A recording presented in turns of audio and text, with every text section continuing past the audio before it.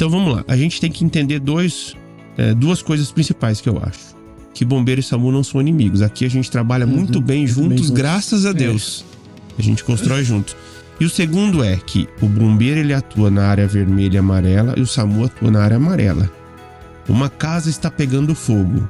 O SAMU vai parar a ambulância na frente, ele não vai entrar porque ele não tem treinamento para isso. Quem vai resgatar ele lá dentro é o bombeiro trazer para o SAMU atender em conjunto com o bombeiro. Vazamento de gás, vazamento de produto químico. O bombeiro vai retirar ele e trazer. Você tá afogando. Exatamente. Tá pegando fogo. Aí a gente ouve bastante isso. Então, assim, tem algumas coisas, praticamente a gente trabalha em conjunto em tudo. Mas tem algumas coisas que a gente pede mais especificamente para SAMU e outras mais para bombeiro.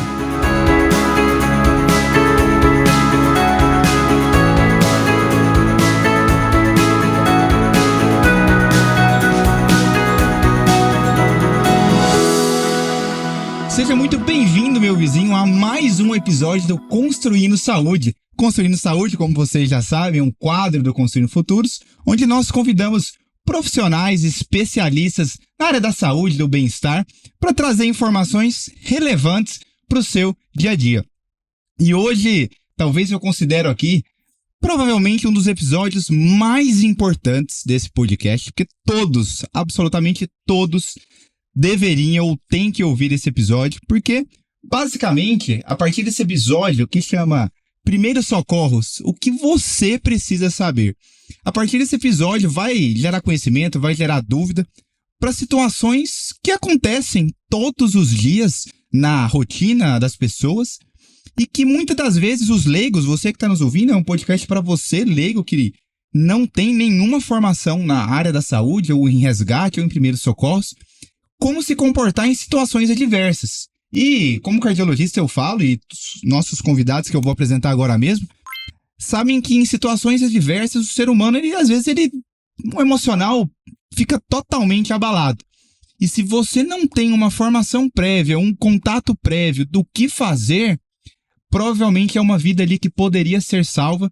E por um detalhe, uma falta de conhecimento, todos os dias vidas se vão por isso. E por isso, nosso objetivo social aqui, moral e saúde, em trazer esses convidados que vão nessa próxima hora ensinar, trazer essa vivência deles para o que você tem que fazer em situações adversas. E aqui terá várias coisas, o que fazer no engasgo, no desmaio, na parada cardíaca, numa queimadura, num vazamento de gás, numa crise convulsiva e vários outros, cara de cobra, e vários outros que você precisa estar preparado para intervir.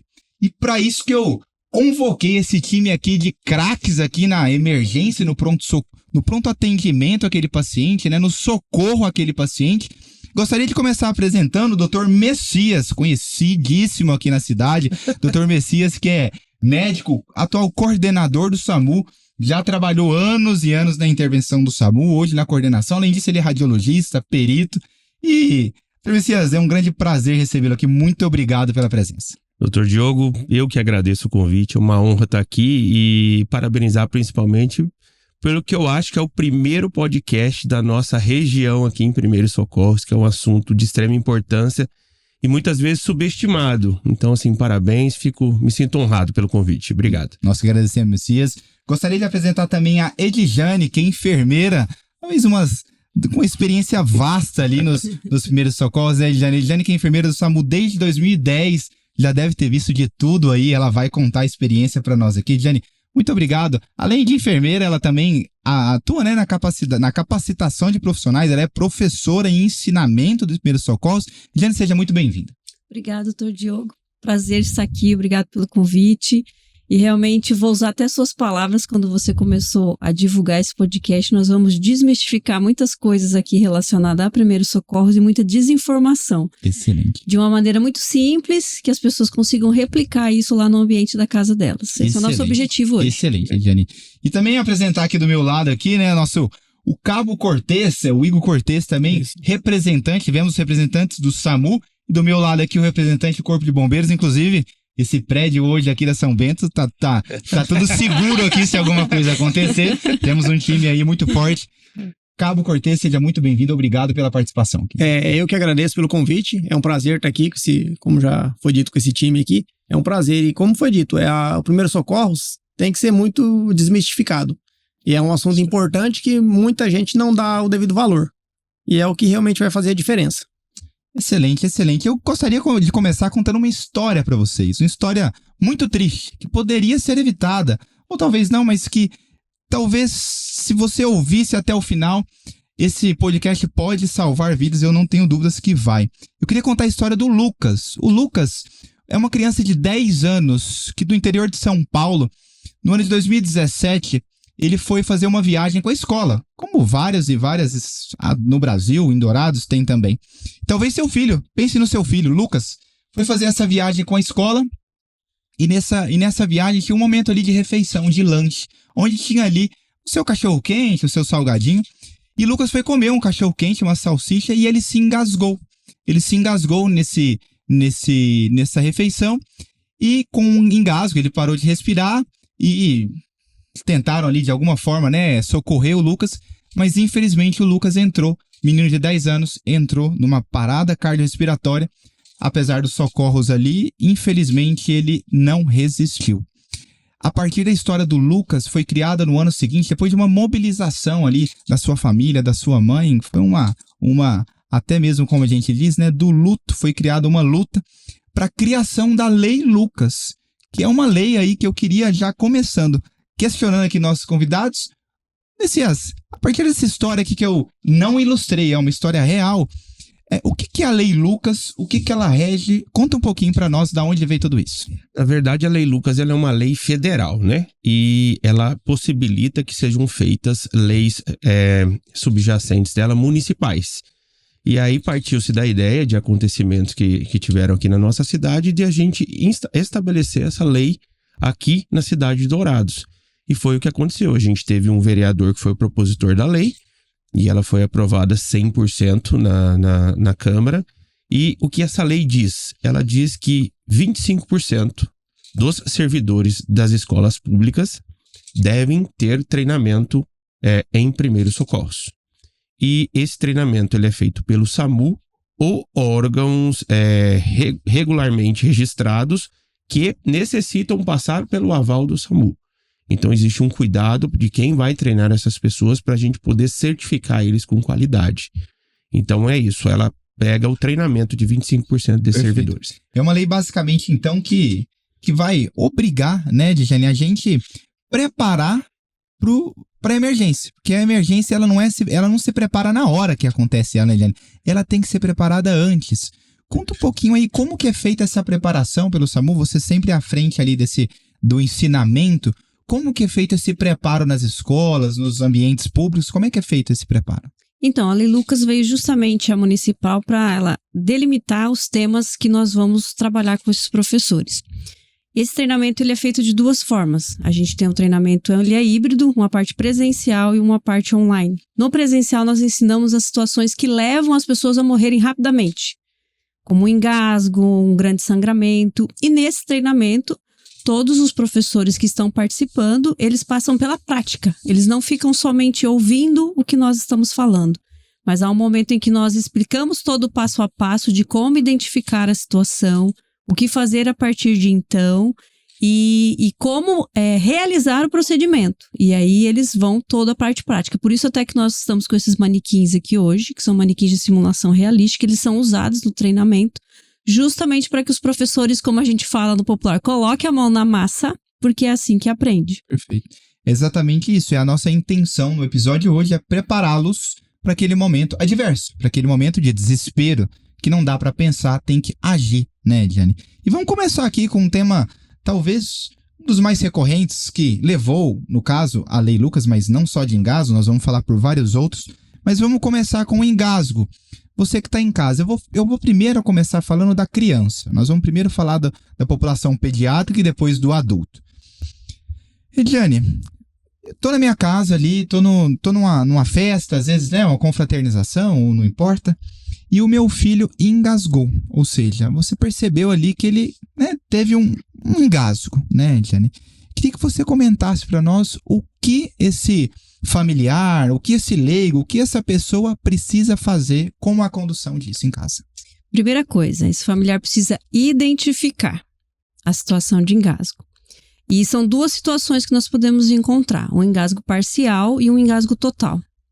Quando eu tenho engasgo parcial em uma criança, e aqui outro detalhe, criança nós estamos falando na faixa etária de 1 ano para cima, que isso a gente precisa deixar definido também, certo?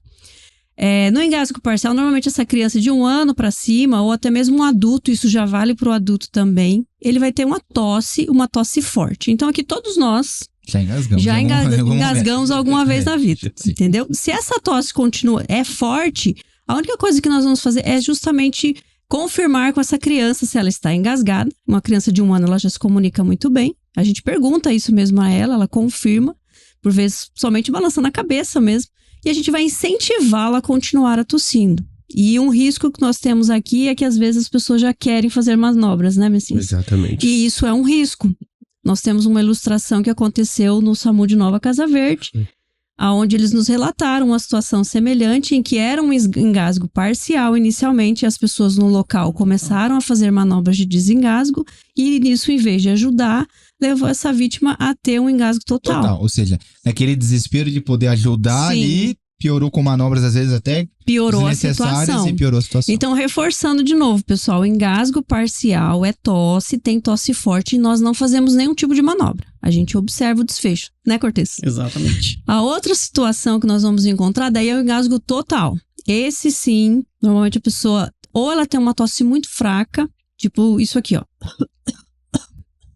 Isso não é uma tosse forte, não consegue desengasgar ninguém. Então, nessa situação, eu já posso iniciar a manobra de desengasgo. Ou ela não tem som nenhum saindo pela boca, e a gente até diz que normalmente elas fazem o sinal universal do engasgo, que é esse aqui, pessoal. É mão no pescoço, um olhar assustado.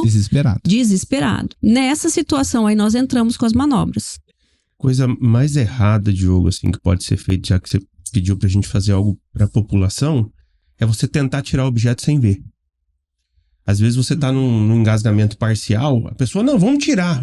Você empurra mais o objeto pra dentro e você causa uma obstrução total. Então, assim, não faça. Se você não está visualizando o objeto, não tente retirar. Perfeito. Primeiro, importantíssimo, o Dr. Messias falou, a gente tá numa cidade com muito churrasco, né? A pessoa adora comer uma carne aqui, talvez seja o objeto mais comum desse engasgo, né? E como o Dr. Messias salientou agora, se você não está vendo, né, ou seja, aquele pedaço de carne, pão, não importa, não tente, né, bancar o herói ali. Isso. Uma das coisas que a gente vai comentar muito nesse episódio é que às vezes, na boa tentativa, né, Messias, a pessoa, ela tenta, ela tá ali. Às vezes você vai tentar ajudar e o que nós mais vamos falar aqui, né, Cortez, é que talvez não tentar ajudar é ajudar. Ou melhor, vamos tentar fazer do jeito certo. E, Messias, a Diane... Excelente. Primeiro passo, identificar o engasgo. Não precisa saber.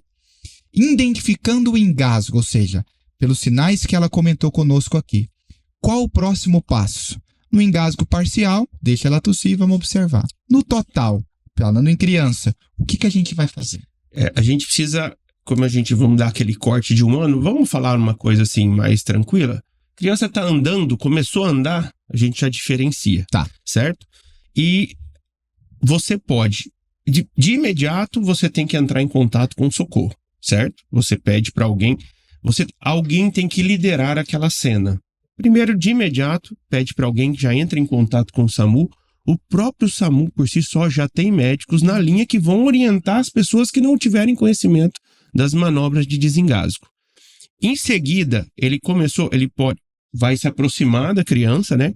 Eu vou passar para a Edjane a bola da vez, que essa é a expertise dela, né? Para eu evitar falar besteira. Eu vou me proteger aqui para eu evitar falar besteira. Excelente. Então, assim, o ponto para mim, na minha parte, é nunca esquecer de chamar o socorro. Isso que eu preciso bater aqui.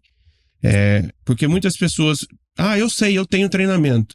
E às vezes não dá certo, precisa de uma manobra mais invasiva. Sim, às vezes precisa de objetos mais invasivos. Exatamente. Que só o SAMU tem. Então, o meu ponto é não esqueça de chamar socorro ou pedir para alguém imediatamente ligar para o socorro. Perfeito. Isso em todas, né, Messias? Importante que ele falou. Em todas as circunstâncias que você acha que está numa situação de emergência, de risco, a primeira coisa, depois da segurança do local que a gente vai comentar, é ligar ali 192 SAMU ou também para o Corpo de Bombeiros. A gente vai orientar mais ou menos quanto ligar para cada um.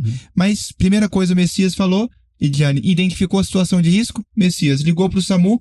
E agora, Edjane, o que a gente vai fazer ali na hora H ali? Antes de explicar a hora H, eu quero deixar claro que tudo que nós estamos ensinando aqui hoje, né, Cortez? Como você bem falou, não queremos trazer desinformação para ninguém. Então, tudo é baseado em protocolos. Perfeito. Certo? Assim como para o APH, que somos nós, profissionais, nós temos protocolos a seguir, em primeiros socorros existem protocolos a seguirem. Então, por exemplo, esse assunto agora que eu vou falar agora, desengasgo, é protocolo da Cruz Vermelha Canadense, que é um dos melhores protocolos que existem quando a gente fala sobre esse assunto. O que eles recomendam? 3 tipos de manobras, certo? Golpe dorsal, que é aquele vulgo tapão nas costas, lembra? Nos treinamentos até eu gosto de falar que lembra da bala soft. Legal. Muita gente engasgou com a bala soft. O que nossa mãe fazia? Nossa mãe colocava a gente pra frente e mandava o tapão nas costas. Legal. É o golpe dorsal, é o que tá lá. Como que é? Mostra no Messias, hein, Messias? Seja nosso... Como é que é esse... Dá pra ver aqui, ó. Aqui, pessoal, ó. Aqui, ó, nós temos 2 ossos aqui, ó. Mas não me importa saber o nome dele. É que você saiba que eles estão aqui. Aqui no meio, ó. Com essa parte aqui da nossa mão, nós vamos dar 5 golpes. A gente até ensina, né, Cortez, nos treinamentos, para você não esquecer. A resposta tá na sua mão. Quantos golpes eu tenho que dar? 5. Com essa parte aqui da mão. Eu vou dar aqui, ó, 5 golpes. Não vou fazer aqui no Messias para valer, porque ele não está engasgado, certo? Certo. Mas seria mais ou menos isso aqui, ó. 1, 2, 3, 4, 5. E dando essa pausa. Pode fazer, Edjane, eu aguento. Pode fazer. Ó, ele que mandou, por uma boa causa. Como a força que seria? Ó, a força mais ou menos aqui, ó.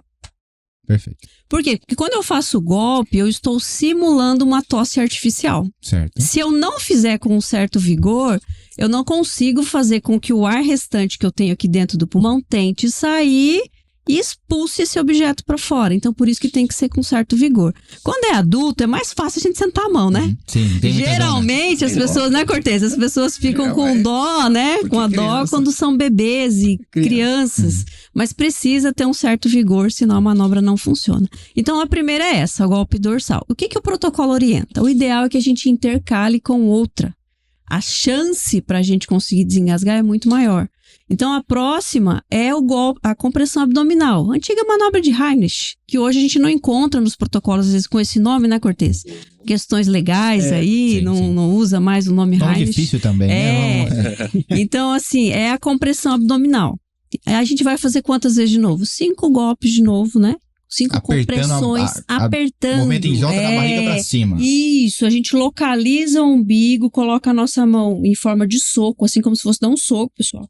Essa parte do polegar a gente coloca para dentro, a outra mão sobreposta, a gente faz esse movimento de baixo para cima, com um certo vigor, né, Cortez? Perfeito. E de novo, 5 vezes. Nós vamos intercalar essas manobras entre golpes dorsais, compressões abdominais, até essa pessoa desengasgar, né?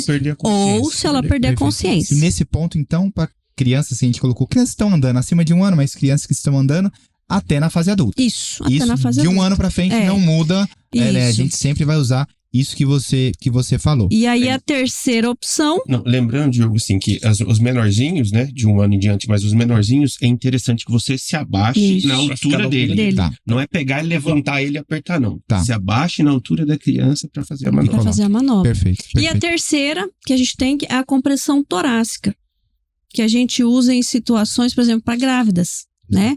Grávidas a gente não pode fazer compressão abdominal, é óbvio, tem um bebezinho ali.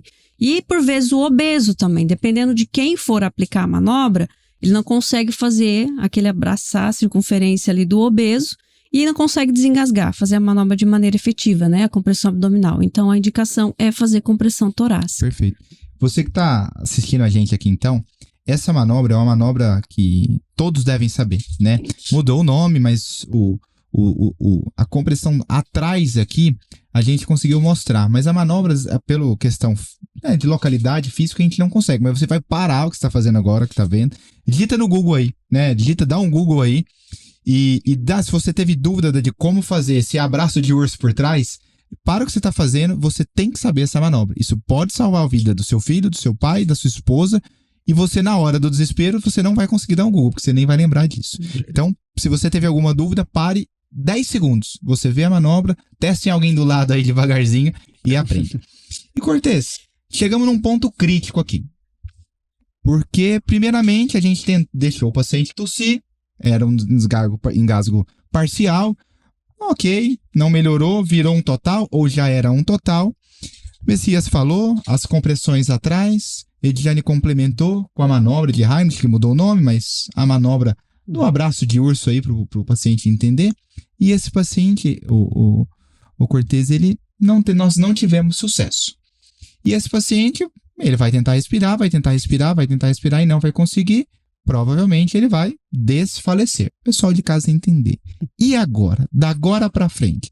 O SAMU já está avisado, o bombeiro já está avisado, a gente espera que sim. O que fazer? Porque até o SAMU chegar lá, até o bombeiro chegar, tem um tempo. O que essa pessoa vai fazer para poder ajudar nessa hora? Nesse momento, a pessoa ela passa a cessar a respiração dela, ou seja, vai faltar oxigênio para o organismo. E, consequentemente, ela vai evoluir para uma parada cardiorrespiratória. Ou seja, o coração e o pulmão vão parar de funcionar. Aí eu tenho que entrar com uma medida para poder manter essa circulação. Como que vai ser isso? Com a manobra de ressuscitação cardiopulmonar. Eu vou iniciar as compressões. Antigamente tinha, você tem que checar o pulso da pessoa para poder confirmar. Hoje em dia a gente já não tem mais isso daí. Já a gente trabalha com um treinamento para leigo, a gente fala que isso daí eu vou perder tempo. Outra coisa, a respiração também. Eu já não preciso me preocupar tanto com a respiração. O que eu vou me preocupar? Em realizar uma manobra de compressão de alta qualidade. O que seria isso? Vou realizar 30 compressões, com profundidade de 5 a 6 centímetros, uma velocidade de 100 a 120 movimentos por minuto. De imediato, assim, parece um pouco meio complexo de explicar. Mas quando você está fazendo na prática ali, parar para poder assistir um vídeo para ver, você vê que acaba sendo um movimento simples que vai estar salvando a vida do seu filho, a vida do seu colega de trabalho, do seu esposo, da pessoa que está ali na sua casa no dia a dia. Perfeito. Então é isso. Então, o Messias, naquele momento crítico que o Cortez falou, ou seja, aquele paciente que você tentou ali fazer a manobra e ele simplesmente apagou. É isso que o paciente, ele tem que entender. O paciente vai apagar. Ele vai entrar, que a gente fala, né, numa provável parada cardiorrespiratória. Espero que o SAMU esteja avisado. Então, e a hora que ele cai nessa manobra, né, na ressuscitação? O pessoal de casa entender. Como é que é? Porque a gente vê em filme, às vezes tem soco ali que dá no tórax, aquele desespero. Às vezes, né, tem... Agora é o que tomar cuidado porque você não vai fazer. Como que é essa manobra? E essa manobra a gente chega num ponto-chave porque ela vai servir para todas as emergências aqui, que na verdade a parada cardiorrespiratória é o final, né? Ou seja, é o insucesso de todas as urgências que nós vamos comentar agora. Ponto-chave aqui do nosso podcast. Então esse paciente desfaleceu, seja ele qual for. Encontrei meu pai caído, achei que desmaiou e não responde para nada. Como que é essa manobra? O que eu faço ali? Então vamos lá, doutor Diogo. Na verdade, ele tem que entender que ele vai ter que manter as compressões, se possível, com qualidade até a chegada do SAMU ou do Corpo de Bombeiros, que já está a caminho.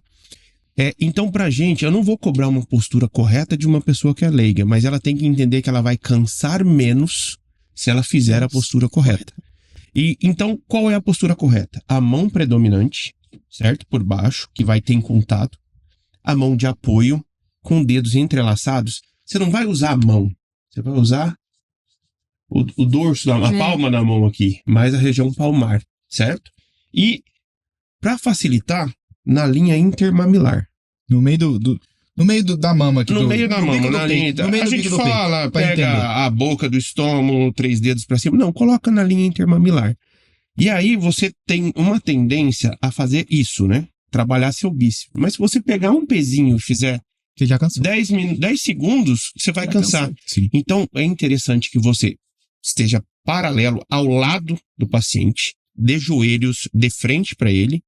Você estique seus braços com a mão predominante, coloque no peito e use o peso do seu dorso e a sua coluna para fazer o movimento. Não o braço, que você não vai conseguir. Então, se apegue mais à efetividade da profundidade do que à postura. Mas essa é uma postura que vai cansar menos. Velocidade. Eu não sei a velocidade. Pelo menos 100. Mas eu não sei. Use a música Stay Alive. Ela dá 103 a 104 compressões Os plantões não cantaram isso mentalmente. Eu, toda vez que eu vou reanimar um paciente, eu sempre canto a música. Se você tá perdido no ritmo, canta essa música na tua cabeça, no desespero, meio difícil, mas canta essa música que você vai estar numa profundidade boa, numa posição boa e num ritmo bom. Então, assim, você pode não salvar aquele ente seu, mas você deu uma chance muito maior dele não ter sequelas. Perfeito. E só falando mais, por que a gente não preza tanto hoje a respiração? Porque a gente não sabe com pessoas leigas o que tem, o que acontece. Então a gente quer manter o fluxo sanguíneo cerebral e as compressões são infinitamente mais importantes. Perfeito. E Edilene, nessa hora traumática que o seu ente querido tá apagado e em parada, né, cardíaca, o Cortez e o Messias salientou muito bem a parte da reanimação, que é o ponto-chave. A principal você vai manter o sangue circulando ali enquanto o SAMU e o bombeiro não chegam. Mas o ouvinte de casa, ele tem muita dúvida, e eles mandaram muito para nós, em relação às famosas ali, respiração boca a boca. Porque a gente vê muito isso no filme, né? Nos filmes, né? Os pacientes veem. No caso do engasgo ali, a gente já tá falando aqui de forma universal, porque é uma parada cardiorrespiratória. Como que fica a questão da respiração boca a boca? O que você orienta aí nesse caso? Posso voltar um pouquinho? Claro, Só lógico, um ponto que eu queria voltar. Aqui, a gente estava vindo conversando sobre o engasgo, certo? Mas aí depois o senhor colocou um pouquinho sobre como se eu encontrar alguém desmaiado. Então, Perfeito. assim, eu preciso identificar primeiro, né? Quando é um engasgo, eu já tenho certeza. Tenho certeza absoluta. Agora, quando eu encontro desmaiado, como é que eu faço para saber se aquele paciente, né? Se a minha vítima, se o meu familiar, né? Se realmente ele não tá respirando e o coração não tá batendo. Então, o que eu faço? A gente tem que tocar nos ombros da pessoa. Né? Chamar ela mesmo, tá tirando tocar, um cochilo, né? E ó, tipo, mãe, né? Ou se fosse o avô, vô, aí o vô não respondeu.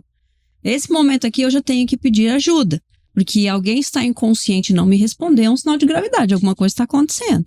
Então aqui, se eu estou com alguém junto, eu peço para essa pessoa ligar, né? Por favor, ó, liga para o SAMU, para o 192, importante falar o número, ou para o 193, para o Corpo de Bombeiros. E aí, quem presta os primeiros socorros, como o Messias falou, que toma conta da situação, que alguém vai precisar tomar conta, precisa saber os números, porque normalmente as pessoas não lembram, entendeu? Nesse momento de desespero. Ou você já deixa salvo no celular, como aquele número inicial lá que ensinam pra gente, né? Deixa o AAA e já o número liga pra ali. Polícia, né? O 190, que esse ninguém esquece. Imagina o tempo que perde, né? E aí o tempo é fundamental nesse momento, já pede essa ajuda. Por exemplo, se eu estou num ambiente, por exemplo, se eu moro num condomínio, onde eu tenho disponível um aparelho como esse aqui, ó, que é um aparelho de choque, que a gente fala, né? Vamos falar assim para todo mundo entender. É um desfibrilador externo automático. Mas para você entender, esse aparelhinho ali faz aquele choque que você vê no filme, né? Se tiver disponível, você já pede para alguém buscar, ó, vai lá na área de lazer do condomínio e traz para mim o DEA. E aqui, para identificar agora o que é um ponto-chave para quem é leigo. Leigo não checa pulso, né, Cortez? Exatamente. Por quê? Porque é uma coisa que não é tão simples de se fazer e às vezes você vai perder tempo tentando fazer isso. Então aqui a gente entra um protocolo associado aqui, que é o europeu, que é fazer ver, ouvir e sentir. O que é isso? Eu vou encostar mesmo no rosto do meu familiar para ouvir se ele está respirando e sentir e olhar para o peito dele se o peito movimenta. Mas o movimento da respiração. Isso, da respiração. Se não tiver movimento nenhum, pronto, para leigo isso é o suficiente. Aquele paciente, aquele seu familiar, o coração dele não está batendo. Então você tem que iniciar daí as compressões que o Messias ensinou aqui. E aí faço 30 compressões, como o Cortez também falou. E vem a respiração. Boca a boca continua? Continua, né? A gente teve a questão da pandemia, que ficou um pouco, não vamos fazer, mas a gente sempre ensina nos treinamentos boca a boca, porque a gente fala, no seu familiar você vai fazer. Exatamente isso. Exatamente. Certo? Num estranho na rua, você não tem obrigação nem legal de fazer. Tipo, você não vai ser acusado de omissão de socorro por não fazer, porque existe um risco, mas no seu familiar você vai. Esse boca a boca, o que eu tenho que fazer? No caso das crianças de 1 ano para cima até a velhice, eu tenho que sim, pinçar o nariz, né, Cortez? Tem que inclinar, colocar a cabeça para trás um pouco, certo? E aí eu tenho que fazer, vamos olhar para lá, né, como você falou, tem que fazer esse formato aqui na boca, ó, como se fosse boca de peixe. E aí eu encosto a minha boca na boca do meu familiar e faço 2 respirações por ele mesmo. Vou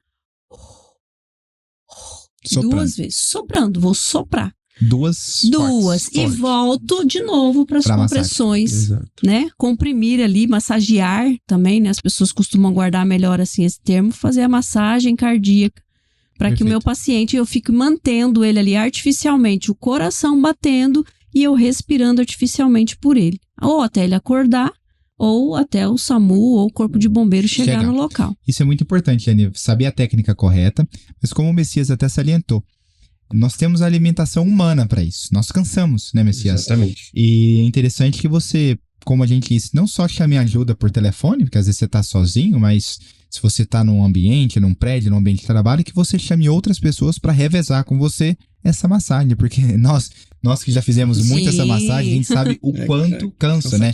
Em ambientes hospitalares, a gente acaba mudando a cada 2 minutos pelo cansaço. Ah, mas eu dou conta, mas você vai perdendo rendimento. Sim. Exatamente. Então, se não tem ninguém, vai você mesmo, você vai no sofrimento ali e vai embora. Mas se não, reveze com outras pessoas para que isso seja da melhor forma possível. Só que a gente falou então, Edjane, né? A gente começou no engasgo na criança de 1 ano para frente e foi até a situação mais trágica, que foi, por exemplo, a situação do Lucas, né? Que a gente comentou há uns minutos atrás. Mas e naquela criança de menos de 1 ano, né? Ou seja, a criancinha de colo, vamos falar assim para as pessoas entenderem. A criancinha de colo. Tá mamando ali, ou tá, né, fazendo alguma coisa, comeu e engasgou. A criancinha, geralmente, ela às vezes não sabe, né, não vai saber falar, tudo mais, e ela engasgou, a gente detectou que é um engasgo. O que a gente vai fazer com esse bebê? No engasgo total também vamos fazer manobras nesse bebê, Perfeito, né? No bebê perfeito. nós temos 2, o Messias pode até, doutor Messias pode até ir demonstrando aí, doutor Messias. Nosso bebê. Vou ter um traumatismo craniano agora na criança aí. Até porque ele tá com o bebê a caminho, né? Ele precisa treinar. É esse momento crucial, né? Todas as pessoas têm que saber essas manobras. Todas as pessoas precisam saber essas manobras. Então, aqui, ó. Identifiquei que esse bebê está engasgado e um dos riscos maiores para a faixa etária abaixo de 1 ano é principalmente na época da introdução alimentar. Mas a gente não pode deixar de fazer introdução alimentar por medo da criança engasgar, né? Então a gente precisa aprender a fazer a manobra. Então, o primeiro golpe que a gente inicia na criança é, de novo, aqueles golpes dorsais, né? Aonde aqui no meio das costas aqui do bebê, olha lá a posição da mão do Dr. Messias. Eu preciso dar 5 golpes aqui para que eu tente fazer esse bebê desengasgar. Se eu não conseguir, eu vou trazer ele lá pro meu outro braço, ficar deitado mesmo, nessa parte do braço aqui, pessoal, tá?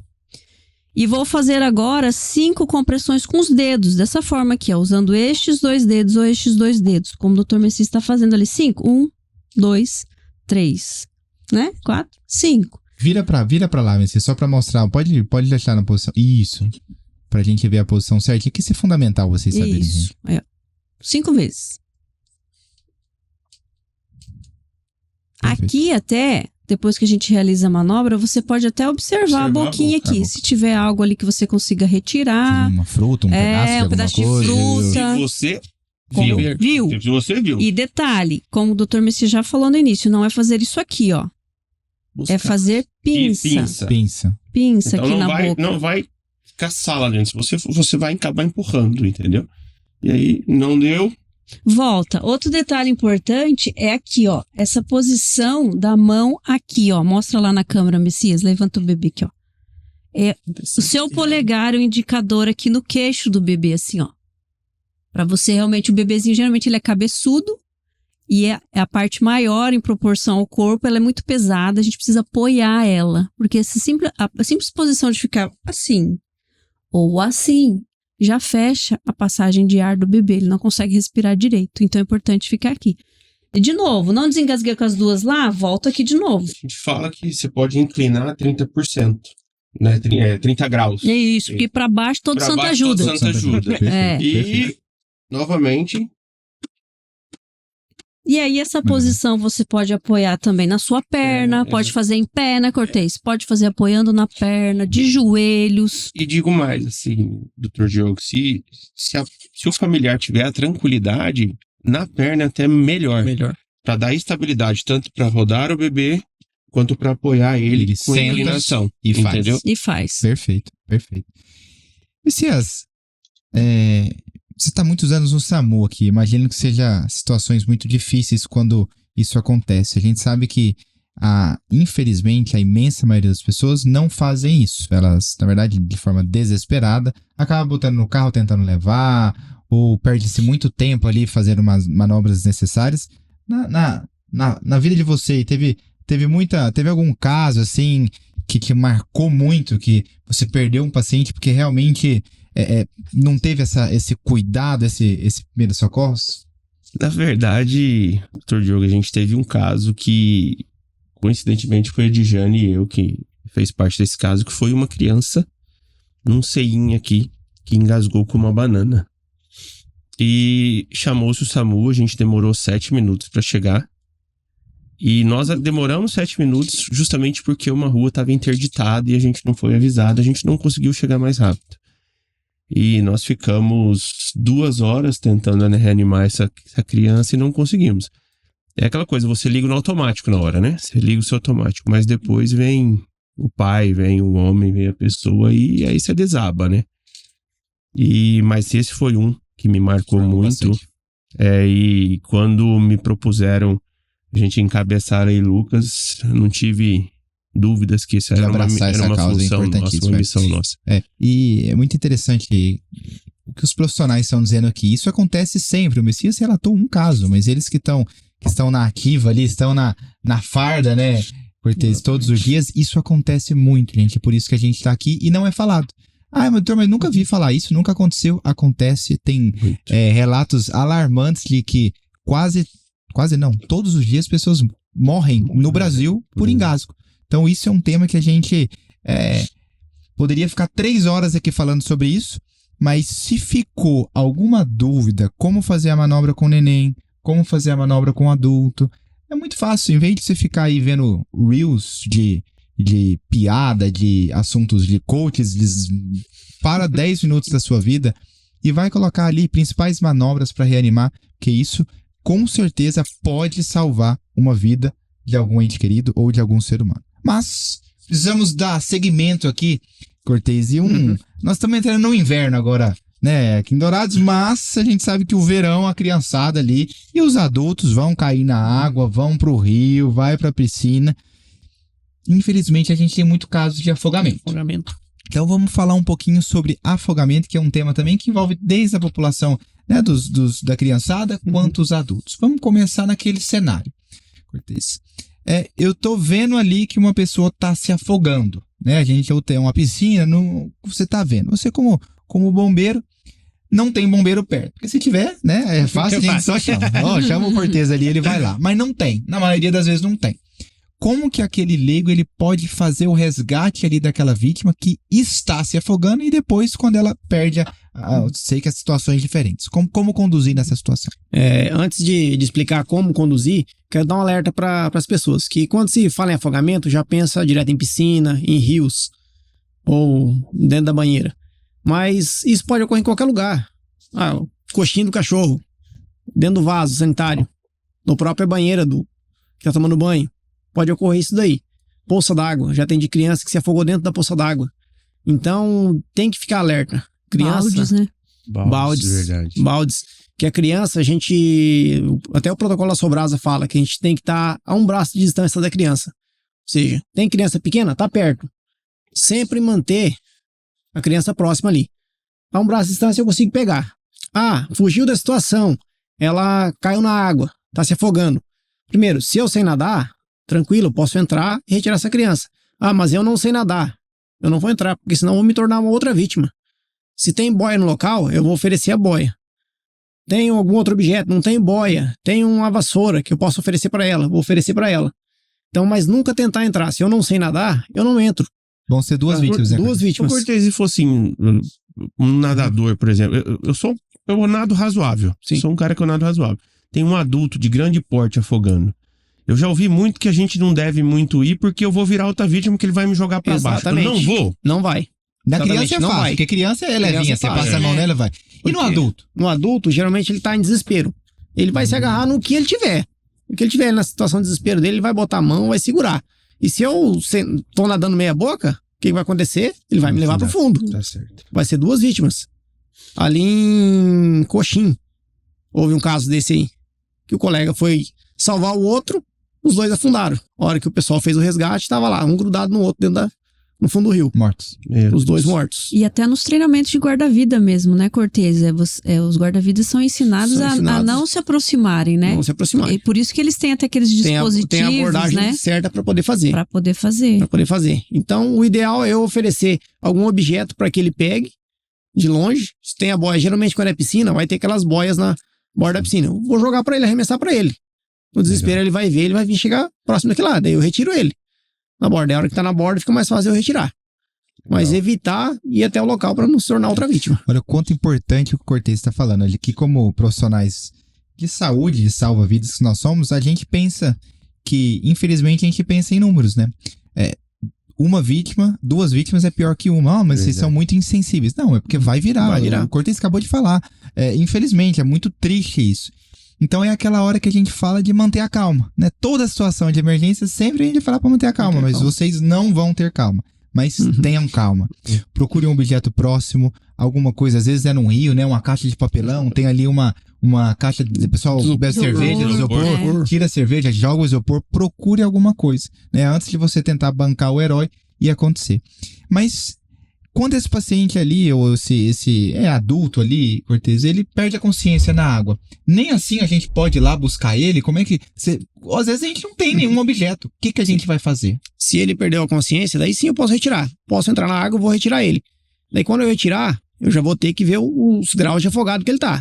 A gente tem os graus de afogado que a gente fala, pra gente poder dar o tratamento ideal pra ele. Ali, primeiro grau de afogado, ele só vai ter tosse.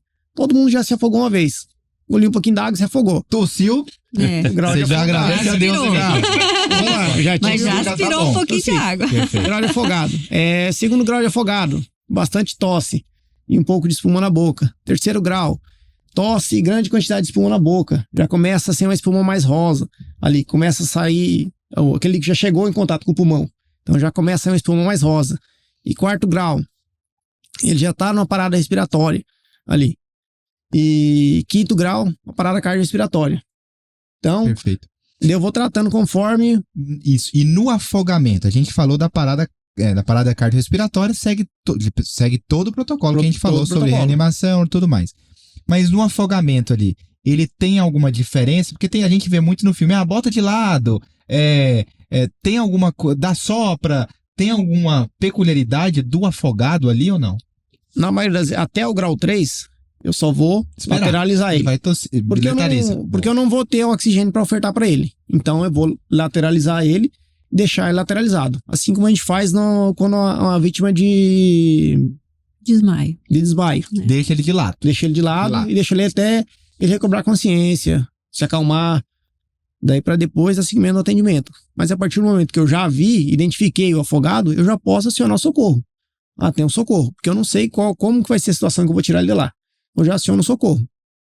Perfeito. Então, saiu. Perfeito. E percebeu que está numa parada cardiorrespiratória, segue o jogo, segue o protocolo que a gente segue o jogo. Aqui. Uma diferença, se ele tiver numa parada respiratória, ou seja, só tá sem respirar, não tá respirando, eu tenho que fazer a ventilação de resgate. É criança, é parente, eu posso fazer respiração boca a boca, para ele voltar a respirar. Perfeito. Importantíssimo, né? O verão daqui uns dias chega, né? E essa rapidez ali, essa sensatez do que o Cortez comentou é importantíssimo para fazer esse resgate. É bom só alertar que essa posição lateral que a gente tem que deixar no afogado, a gente tem que lateralizar sempre para a direita. Exatamente. Tá? Porque geralmente é o pulmão que é mais comprometido numa situação de afogamento por questões anatômicas. Então, se a gente deita esse paciente lateralizado para a esquerda, o pulmão que teoricamente está melhor, você está dificultando ele expandir, entrar o ar. Perfeito. Então, sempre para a direita. De lado direito. Então, se quiser, para qualquer coisa, universalizar a direita, é a melhor posição de conforto. Isso. Perfeito. Bom. Só não para gestante. Não para gestante, exatamente. Gestante é manobra de engado diferente. Tudo é diferente, né? Cortez. E, bom, afogado, ok. Queimadura. Queimadura é um tema que também a gente acaba, infelizmente, tendo muito, porque é muito comum queimaduras ali. Claro, tem vários tipos de queimaduras mais graves, menos graves. Mas vamos falar daquela queimadura, que é menos grave, o paciente ele meio que, ele vai dar um jeito, ele vai na UPA, ele vai no pronto-socorro ali, bolha, e depois ele vai dar um jeito. Mas vamos falar da grave, que nós estamos falando aqui do que mata. Aquele paciente que está com o corpo em chamas. Não importa de onde veio a chama, ele está pegando fogo. O que eu tô pegando fogo? O que eu tenho que fazer pra me ajudar ali? A gente vê que muita gente sai correndo e tudo mais. O que a gente tem que fazer, Cortez? Porque quando a pessoa tá em chamas, a gente fala que no fogo, para ele dar início no fogo, ele tem que ter 3 elementos: combustível, calor e comburente.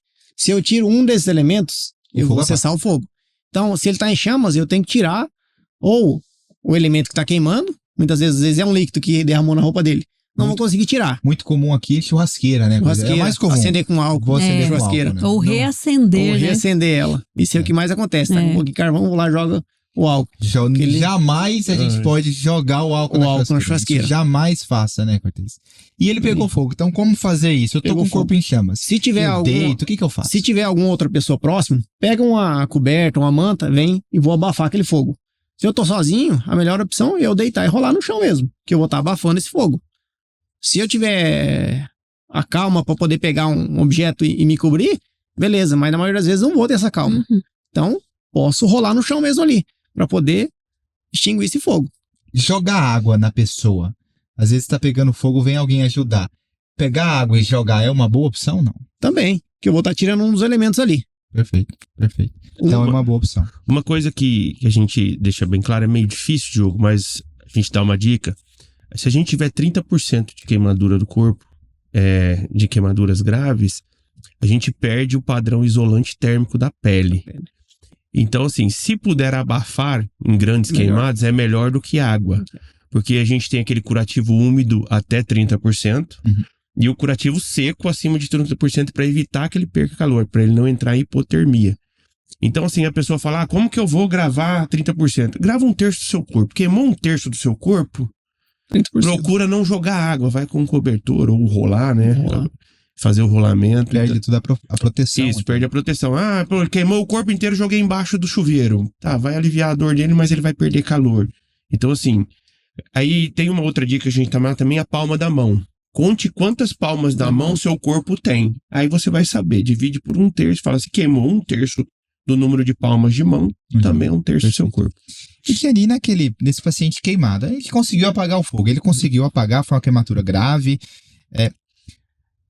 ele vai procurar um pronto-socorro. Se ele não perdeu a consciência, ele vai procurar, o que ali ele deve fazer com essa área queimada? Porque agora a gente tem um trilhão de coisas do que não fazer com a queimadura. Pasta de dente, joga água, joga um monte de coisa. Café. O que esse paciente ele tem que fazer na área da queimadura? Ele tá com muita dor, ele vai ao pronto-socorro. Mas o que ele tem que fazer para cuidar dessa área queimada até procurar um atendimento, até o SAMU chegar? O que ele tem que fazer? Então, como o nosso foco é mais o ambiente domiciliar, né? Que são geralmente não lesões tão extensas, a gente pode, primeiro passo é isso aí, resfriar. Certo? Em água corrente. Exato. Por quê? Porque a forma como a queimadura acontece, se eu não tiro o que está causando a queimadura, é por condução. Vai continuar queimando a pele. Então, eu preciso interromper esse processo de lesão celular. Então, é embaixo mesmo da torneira. Não água fria, temperatura ambiente. Deixa ali 10 minutos, certo? Depois disso, o quê? Eu preciso secar. E uma coisa simples que a gente encontra em primeiro socorro, sabe aquele papel filme que você tem em casa? Que a mulherada usa para passar no Marinex para guardar salada, às vezes?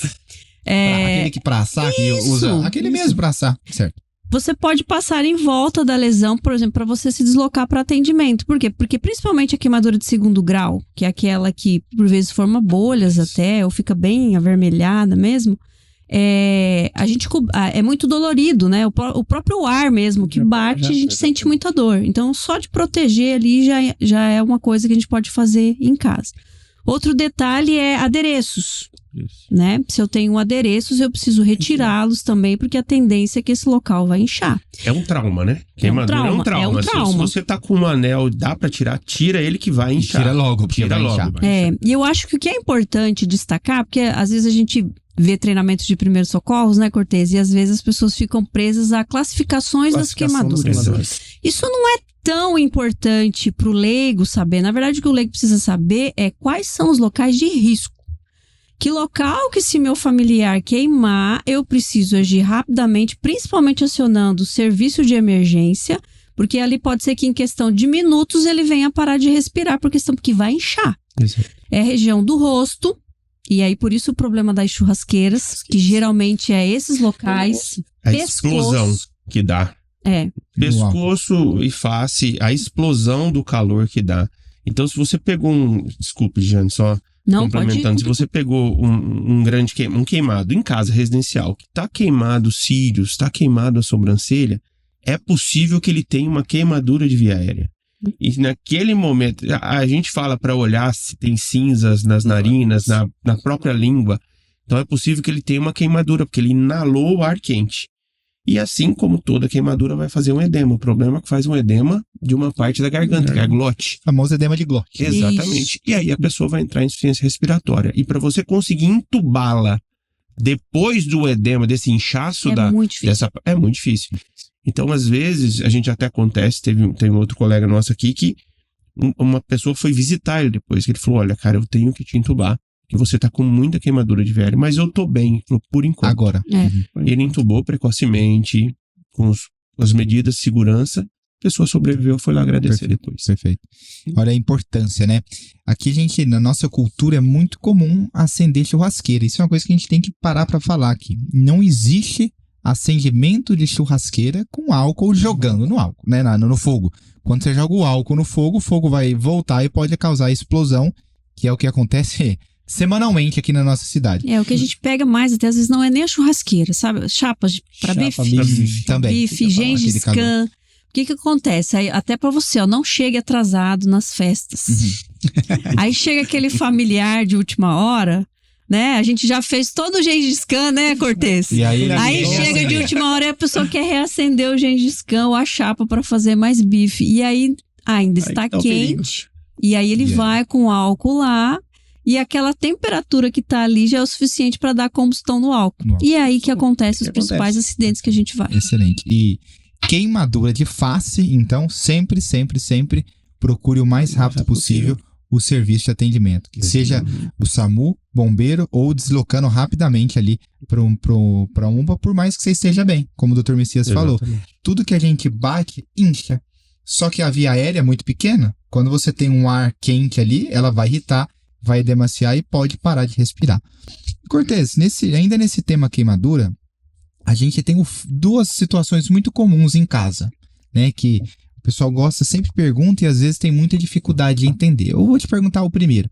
Aquela panela com óleo. O pessoal gosta de uma friturinha, o cardiologista, inclusive, já fala, não frite nada aí. Já vou começar por aí, né?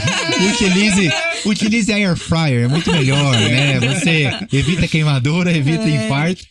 E evita precisar chamar o Cortez lá pra apagar. Mas é muito comum, o pessoal gosta de uma friturinha aqui, vai querer fritar o óleo e tal. Vai esquentando o óleo e aquela panela ali começa a pegar fogo. A de fritura. Ela começa em chamas ali. O que eu tenho que fazer para, com segurança, conter esse fogo ali? A panela é muito comum nos incêndios que a gente vai. A pessoa chama, incendiou a casa. Por conta da panela. Porque o óleo vai aquecer mesmo, igual o senhor falou. Vai aquecer, daí o que a pessoa pensa? Começou a sair fumaça. O que eu vou fazer? Vou acabar com a fumaça. Vou lá e meto embaixo da torneira. Nossa. Água. O que eu faço com aquilo ali? Por mais que não tenha chama às vezes ali, só o óleo. Ele vai entrar em combustão. Aquilo ali vai explodir. E vai vir pro lado da pessoa, vai pro teto, vai esparmar tudo ali. Se tá com chamas, tá em cima do fogão, primeira coisa, vou lá e vou desligar a fonte de calor. Da onde tá vindo, né? Da onde tá vindo. Vou lá e desligo a fonte de calor, desligo o fogão. Desliguei o fogão. Depois que eu fiz isso daí, eu vou abafar mas eu não tenho segurança para poder abafar, eu tenho medo. Eu pego minha panela, a panela vai ter um cabo. Vamos supor que seja o cabo da panela. Vou pegar o cabo da panela e levo lá para fora. Vou tirar da cozinha, vou tirar para a área externa, uma área ventilada. Deixo lá. Mas se eu tiver segurança para poder abafar, vou lá, pego um pano de prato úmido, úmido, lembrando, é úmido, não vamos colocar ele pingando. Vamos só molhar ele rápido na água e jogar em cima, que ele vai fazer o mesmo processo. Pego ele úmido e vou lá e jogo em cima. Até ele extinguir a chama. Por quê? Ali eu vou tirar o oxigênio. Aquele ambiente ele vai até se extinguir. E naquele desespero que é o que você falou, o que mais acontece? A panela tá pegando fogo ali com óleo, eu pego um copo d'água ou pego uma vasilha de água e jogo. E aí é a hora que explode e a tragédia. E outro caso comum, que a gente tem muito ali no domicílio, é vazamento de gás. Às vezes você chega na sua casa ou esquece o gás ligado, né? A gente cheira aquele cheiro de enxofre, né? Que não é o cheiro do gás, que o gás, na verdade, o gás de cozinha ele não tem o cheiro, mas você cheira o cheiro do gás. Vazou o gás. Cheguei na minha casa, tá aquele cheirão de gás. O que eu tenho que fazer, o que eu não tenho que fazer, como se portar nessa hora?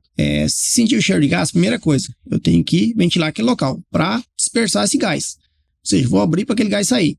Evitar ir acender luz, chegar lá e bater o dedo no interruptor, porque quando eu acendo o interruptor, ele vai soltar uma fagulha ali, uma faísca, e ali onde há a explosão. Explode. Onde há a explosão. Então, evitar acender as luzes e vou abrir janelas. Se for janela metálica, de alumínio, vou abrir com cuidado.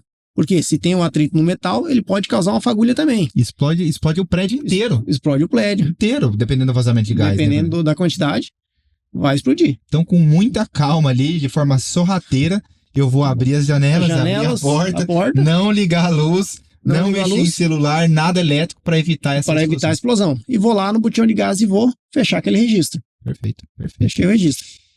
Bom, Messias, e ainda no tema cozinha, porque é na cozinha que as coisas acontecem. É onde a gente mais fica. É onde a gente gasta, é onde a gente pega fogo, é onde a gente queima. O que eu, por exemplo, eu tô ali cortando, dona de casa ou o homem que no final de semana ele vai querer fazer o seu churrasco ali, ele vai pegar a faca afiada pra ele cortar aquela picanha sem gordura. Mas ele cortou o dedo. Não pode.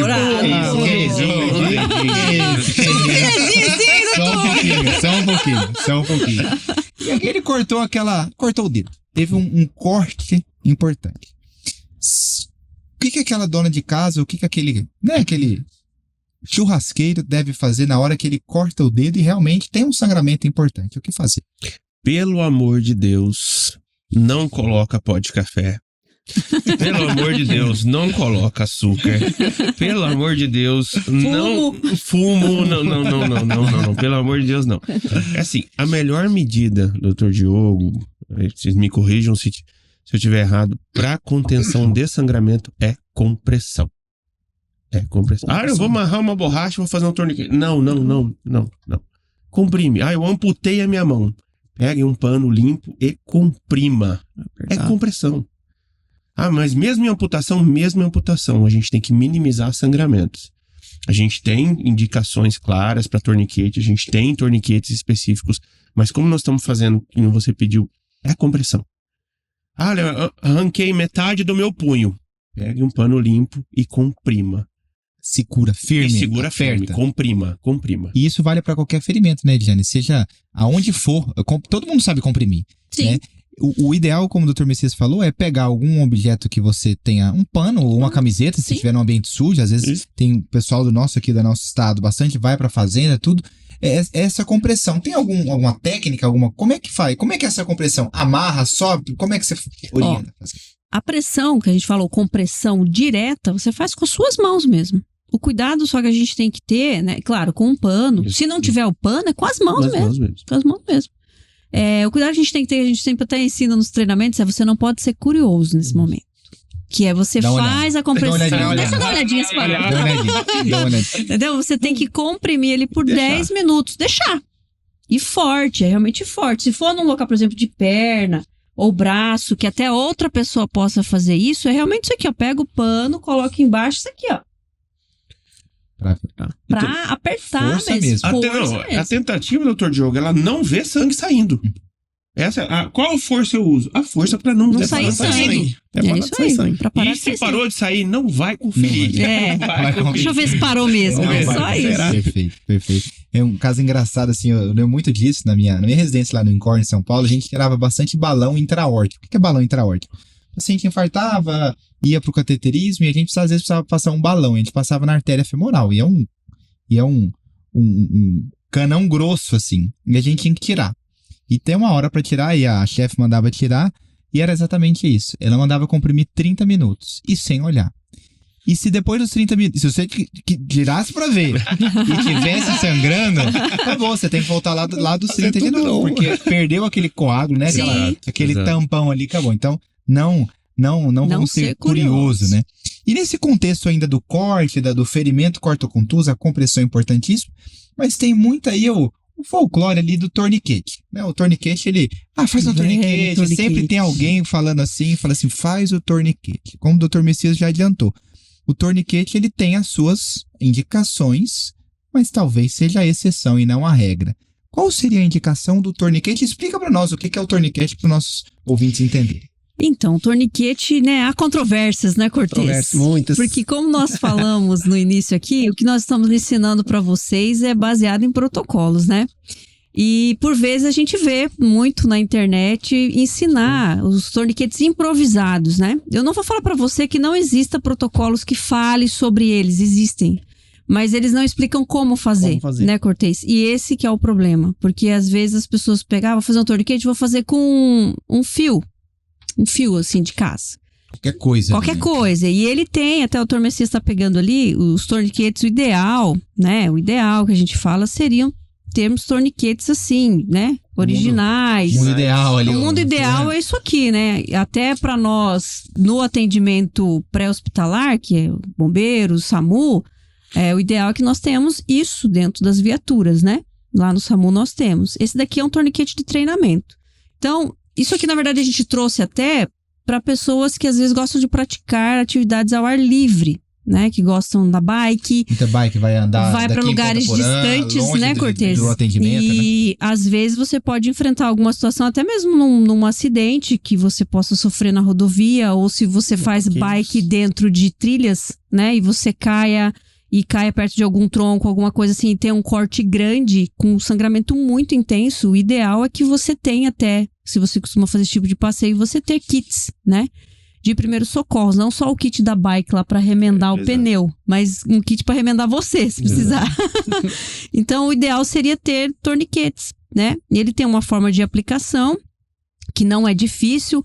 A orientação geralmente é que você coloque ele o mais alto e mais apertado possível. Ele é indicado para membros, né? Tanto braços quanto pernas. Tá. Então, o ideal é que você coloque ele o mais alto possível e apertado. E esse dispositivo aqui é justamente onde você dá o torque. A roda, né? Para você rodar. E o torniquete pode ser feito, né, Cortez? Você tá no meio ali da fazenda. Sim. Como a Jenny falou. Você pode pegar um pano, uma madeira, enrolou, torceu, vai. Só como a Jenny falou, ele é em caráter de exceção. Talvez em amputamentos, em sangramentos que você não consegue comprimir por si só, em caráter ali de urgência, né? De desespero, talvez. A gente fala até esse tipo de situação, às vezes já é um outro tipo de primeiro socorro. São primeiros socorros para áreas remotas. Que aí há exceções de muitas coisas que normalmente nos protocolos habituais a gente não faz. A gente põe em risco aí, doutor Diogo, a gente tem que... protocolos de distância, a gente tem que avaliar o valor de um membro e o valor da vida. Você tem que entender, se você fizer um torniquete, você pode estar privando daquela região. Você vai estar privando daquela região toda. E pode ser que ela entre em processo de necrose, alguma coisa assim. Você perca a perna. Mas você vai se manter vivo. Entendeu? Então, tudo é avaliado. Então, o torniquete, eu considero como exceções. E o ideal seriam esses, onde esses são, sim, seguros, né? O que fala em literatura que você pode usar ele aí até por 2 horas e 15, 2 horas e 30, sem risco nenhum. Exato. Mas numa situação de área remota, onde você vai levar muito mais tempo, o que se preza é a vida. É a vida, exatamente. Mas o que a gente tem de experiências, de relatos, principalmente em guerras, que são os períodos onde mais se testa esse tipo de dispositivo, não há relatos de pessoas que tenham perdido o membro até por usarem eles, por exemplo, por 6 horas. Perfeito. Entendeu? Então eles são realmente seguros. Já os improvisados, não. Que é um grande problema. Exatamente. O que a Jenny e o Messias complementaram é exatamente isso. O torniquete, que é tão famoso, talvez você use em algum momento da sua vida, espero que não, é que o que acontece? Ele para o sangramento. Ou seja, você está com um sangramento de alto volume, ele vai parar o sangramento. Por que ele vai parar o sangramento? Porque ele vai cortar toda aquela circulação daquele membro. Isso talvez seja bom, porque talvez você esteja sangrando ali uma quantidade muito grande ali. E isso vai tirar a sua vida, às vezes, em minutos. Mas o preço a se pagar é parar todo o fluxo de sangue dali para frente. E talvez você vai perder o braço ou vai perder a perna. Mas é tudo a questão de que eles estão explicando. Isso é uma exceção que talvez você precise, mas sabendo do risco, da preservação do membro ou não. Essa questão do torniquete, às vezes, só porque eu tenho torniquete lá, vou querer usar. Daí eu dispenso o básico ali, que é a compressão. Pronto, Eu vou dispensar a compressão e vou usar o torniquete, que é mais fácil. E parou, ele vai falar, parou o sangramento. O que tem que ficar assim é que são sangramentos muito volumosos, intensos, volumosos, de risco à vida. Assim, você não confunde esse tipo de sangramento quando ele acontece. E lembrando também que isso é uma maneira de manutenção de vida, né? A gente está contendo o sangramento de manutenção de vida. Se você tem alguém ao seu lado que tem a capacidade de comprimir, eu quero associar o torniquete, tudo bem, se você associa o torniquete, mas lembre de vir o mais rápido possível para a unidade de saúde. Exatamente. E falando em torniquete, né, Cortez, talvez o torniquete ele mais seja usado numa situação que é muito comum aqui da nossa região, que é na picada de cobra. E aqui a gente tem 1001 receitas caseiras aí para picada de cobra. Você como cabo do bombeiro, o que você orienta? Acabei de ser picado por uma cobra. O que eu tenho que fazer, o que eu não tenho que fazer? Conta pra nós aí. Primeiro, o que não fazer, né? Para o pessoal poder saber. Primeira coisa, não vai me aplicar um torniquete lá, não vai apertar. Não vou lá e vou apertar, fazer igual a pessoa falar, se chupar o veneno ali. Nunca chupa o sangue da... Não faça torniquete. Não faça torniquete. E a enfermidade ajuda muito não fazendo essas coisas. O que não mais? faz. Vou fazer uma incisão ali para aquele sangue sair. Não faz.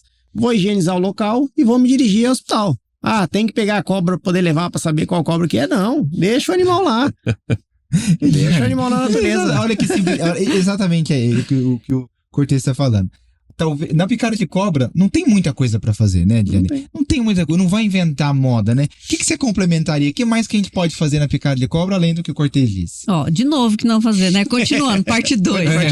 Fumo, não colocar fumo, às vezes as pessoas colocam. Qualquer tipo de planta, não coloca. E tem um outro que eu não sei se é verdade, mas eles me falaram, às vezes em pescaria, que o colega faz xixi. Não, mas deve ter sim, porque picada de... Manda pra nós aqui se tem essa técnica aí. Estão caluniando os pescadores. Olha só. Não faz também. E Messias, o membro? Não. Tem alguma posição? Então, o que você tem que entender que é o seguinte, o veneno já foi inoculado. Já era, ele já está na corrente sanguínea. Então, o que você deve fazer? Por incrível que pareça, você tem que pedir para a pessoa se acalmar. Se acalme, porque quanto mais nervosa ela fica, mais acelera o ritmo cardíaco, mais ela distribui o sangue. Se possível, colocar em repouso, colocar ela dentro do carro e levar ela pro atendimento. Então, assim, é tentar manter a calma, higienizar o local e correr para o atendimento. Até a nossa referência para picada, né, de animais peçonhentos, até se o pessoal quiser saber mais, é o Instituto Butantan. Exato. Então, os melhores protocolos em relação a cuidados com animais peçonhentos é Instituto Butantan. E aqui em Dourados, vale a gente ressaltar, no ambiente urbano, a gente tem muito incidente com escorpião. Exato. Perfeito. E a gente tem Muda que tomar... alguma coisa com o escorpião, não? Não, também... Nenhuma chupadinha ali. Não. Também, a mesma orientação do Instituto Butantan é lavar o local, pode até passar sabão. Do Instituto Butantan tem essa recomendação de lavar o local e realmente deslocar. E o cuidado maior são com as crianças, né? Que o risco do escorpião, principalmente crianças abaixo de 20 quilos. Então a gente tem que estar atento a esses cuidados. E aí é levar para o atendimento mesmo, para ficar em observação. Perfeito. Bom, o fato do conhecimento da cobra, o Cortez falou, antigamente tinha muito isso, né, Cortez? Tinha que levar. Eu fui picado por uma aranha, aqui tá tudo no mesmo barco. Aranha, a cobra. Se possível, a identificação ajuda, né? Tem determinados antídotos específicos. Hoje no mundo digital, dá pra bater uma foto? Bateu e levou? Ajuda, mas não vai ficar caçando a cobra, nem a aranha, nem qualquer outro tipo de animal. Se possível, ajuda, se não, vai assim mesmo, né? Bom, e também tem um tema que o pessoal perguntou bastante, Cortez, você representando os bombeiros aqui, o choque elétrico. Porque o choque elétrico também é muito comum no dia a dia, né? Quem talvez nunca tenha levado um choque elétrico? Eu já levei. Primeira coisa, você está avaliando, você acabou de tomar um choque elétrico. Você está vendo um paciente que está ainda tomando um choque. Eu estou do lado ali e vi que você tomou. O que eu tenho que fazer? Primeira coisa é desligar a fonte de energia. Vou lá e vou desligar. Vou lá no padrão e desligo. Não sei onde fica o disjuntor. Vou lá no padrão e desligo o padrão. Corro no relógio. No relógio lá e desligo a energia. Tem que cessar a fonte de energia. Vai adiantar. Às vezes tem pessoas que falam, alcança uma madeira para poder cutucar ele. Posso tomar uma descarga ali. Por mais que a madeira não seja tão condutora de energia, mas ela pode conduzir. Às vezes está úmida essa madeira. Pode conduzir energia e eu sofrer descarga também. Vim empurrar a pessoa, pegar na pessoa, jamais. É duas vítimas. Vou sofrer uma descarga também. Tá. E no resgate, Eliane, desse paciente que tomou choque. Ou seja, ele acabou de tomar o choque. Depois do choque, se ele entrar ali, que a gente já comentou, se ele desmaiar, segue o protocolo normal. Isso. Vou ver se ele vai respirar, se ele vou sentir, vou ouvir. Mas se ele não desmaiou, qual seria o atendimento para essa pessoa? Eu acabei de tomar um choque, o que eu tenho que fazer? Tô acordado, tô vivo. O que eu tenho que fazer? É observação, né? Mas o risco maior no choque é realmente a parada cardiorrespiratória. Porque é a semelhança do que acontece com esse dispositivo que a gente usa quando alguém realmente tá numa parada cardiorrespiratória, né? O coração não bate, não respira. Então, você levou uma descarga, o risco maior é esse, né, Cortez? E o risco também é em casa, na verdade, às vezes são os serviços de cortar grama, e aí você passa com o fio, lavar calçada, né? Manutenção, às vezes não nós necessariamente, mas pessoas dentro dos condomínios prestando manutenção de alguma coisa, e se tem fios de alta tensão, que tem essa questão que forma aquele arco, né, Cortez? Que às vezes tá mexendo com algum metal, em pinturas, às vezes nós já fomos em ocorrências assim. Corte de árvore. E tava próximo e foi atraído aquele rolo. Mesmo sem encostar. Né? Mesmo sem encostar. E afora também a questão da parada cardíaca, o choque elétrico também tem a queimadura, né? Exatamente isso que eu ia falar. Você tem a queimadura de entrada, de trajeto e a queimadura de saída. E é o mesmo cuidado para a queimadura. Só que uma coisa que a gente tem que entender é que ele causa uma queimadura em toda a passagem da corrente, entendeu?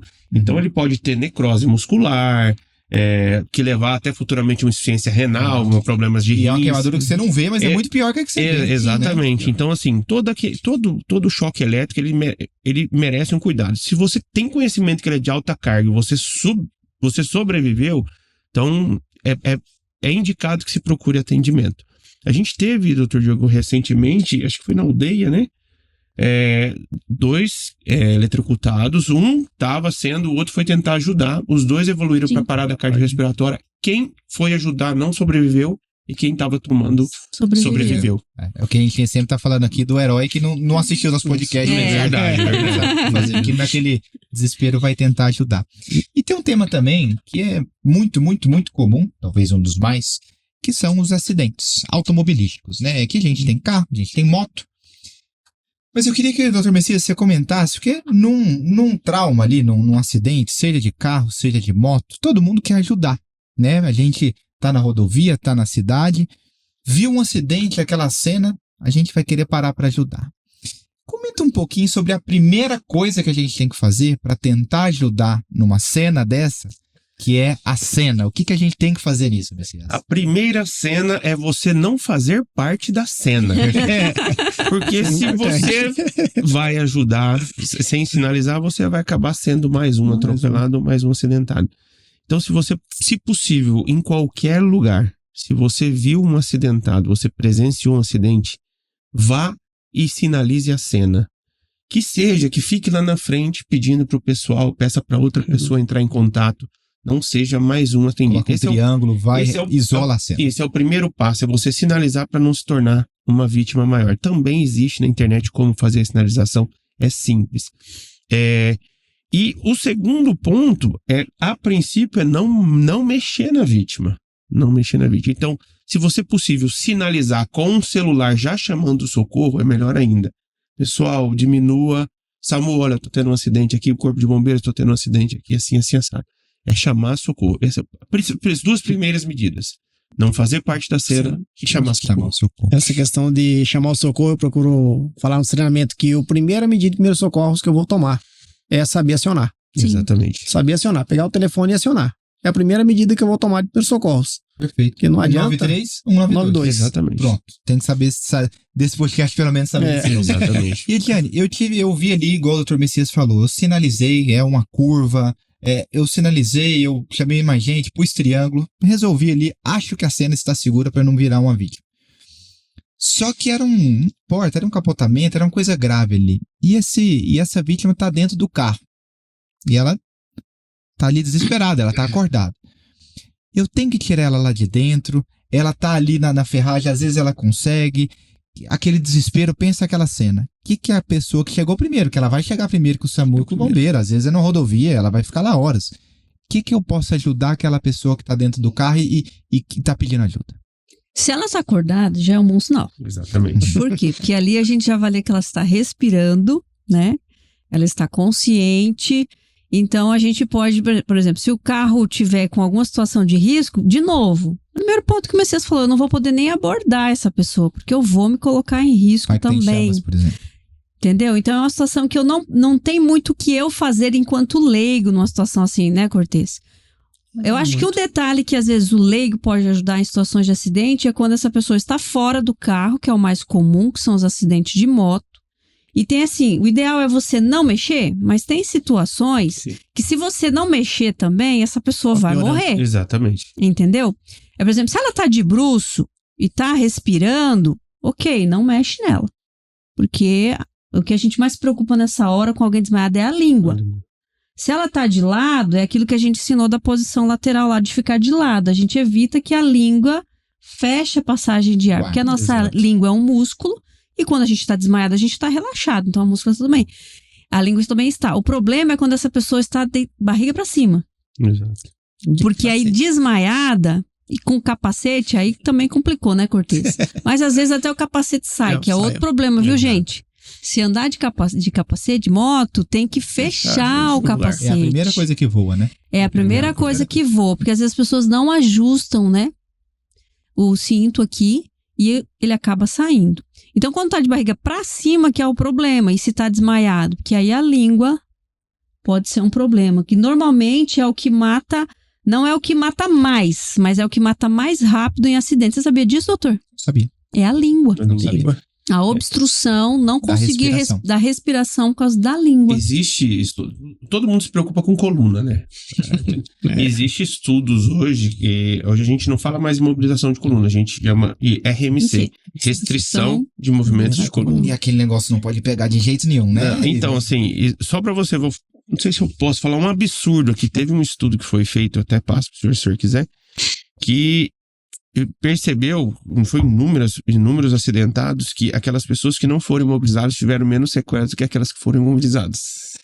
Então, assim, só para você ver o grau de estudo que eles estão estudando, o pré-hospitalar está sendo estudado diariamente na restrição de coluna.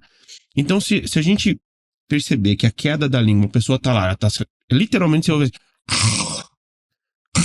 Então, assim, nada é impeditivo de você anteriorizar a mandíbula ou você hiperestender. Falar, mas é a coluna. Mas ele vai morrer porque ele não tá respirando. Perfeito. Essa questão da respiração, para a pessoa ter noção do que é, como é ruim respirar. Pega e encosta o queixo no peito para ver a dificuldade que é respirar. E depois levanta para ver como melhora. Daí você vai ter noção do que é a pessoa tá lá na hora do acidente. Mas em primeiro socorro tem...